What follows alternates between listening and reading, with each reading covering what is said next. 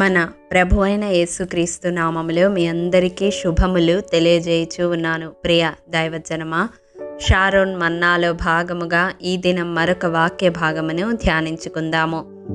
జకర్యా గ్రంథము 8వ అధ్యాయము 13వ వచనము. యూదా వారలారా, ఇశ్రాయేలు వారలారా, మీరు అన్యజనులలో నేలాగు శాపాస్పదమై ఉంటిరో అలాగే మీరు ఆశీర్వాదాస్పదమగునట్లు నేను మిమ్మును రక్షింతును. భయపడక ధైర్యము తెచ్చుకొనుడి. ప్రియ దైవజనమా, దేవుడు ఈ మాట సెలవిస్తూ ఉన్నాడు. ఇంతవరకు ఒకవేళ మన జీవితము శాపాస్పదముగా ఉండి ఉంటే అది ఆశీర్వాదాస్పదమగునట్లు దేవుడు రక్షిస్తాను, భయపడక ధైర్యము తెచ్చుకొనమని వాగ్దానం చేస్తూ ఉన్నాడు. ఈ సంవత్సర కాలములో ఈ వాక్యము వింటున్న ప్రియ సహోదరుడా, సహోదరి, నీ జీవితములో శపితమైన పరిస్థితులను, సంభవాలను రుచి చూచావేమో. ఇక నా జీవితము ఇంతేనా, ఏ ఆశీర్వాదము నేను పొందుకోలేనా అని దిగులుతో ఈ వాక్యము వింటూ ఉన్నావేమో. ఒకవేళ నీవు ఏదైనా ఆశీర్వాదము కొరకు ఎదురు చూస్తూ ఉంటే దాన్ని పొందలేక ఏ శాపపు కాడి నా మీద ఏలుబడి చేస్తూ ఉందో అని కృంగిపోతూ ఈ వాక్యము వింటూ ఉన్నావేమో. అయితే దేవుడు ఈ దినం నీతో సూటిగా మాట్లాడుతూ ఉన్నాడు.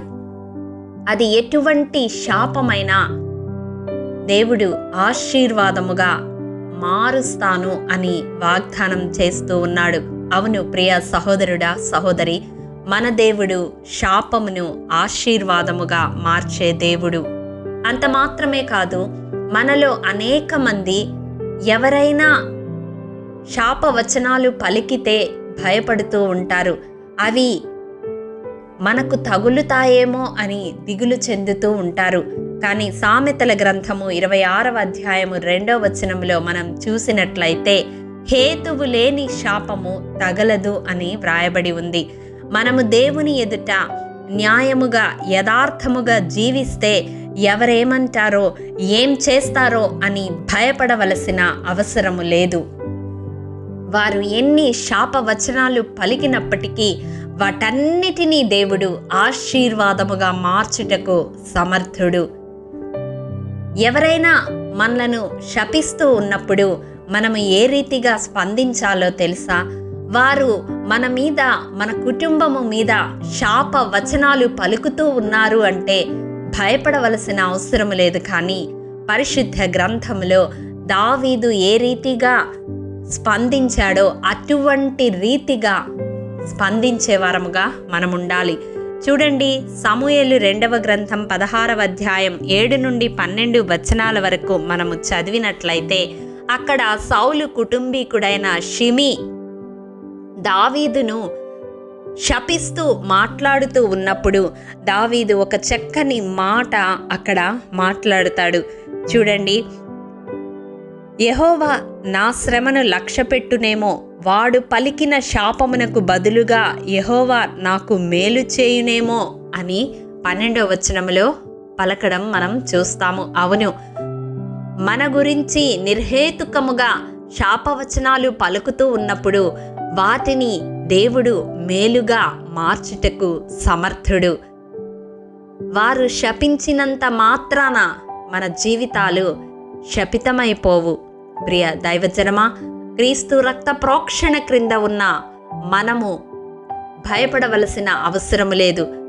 నీవు, నేను దేవుణ్ణి ఆశ్రయించే బిడలుగా ఉన్నట్లయితే, దేవుని ఎదుట నిందారహితముగా జీవించే వరముగా ఉన్నట్లయితే, ప్రతి విధమైన శాపపు కాడిని విరిచే అధికారము నజరేయుడైన యేసు శక్తిగల నామములో మనకు ఇవ్వబడినది, మన నోటికి ఇవ్వబడినది.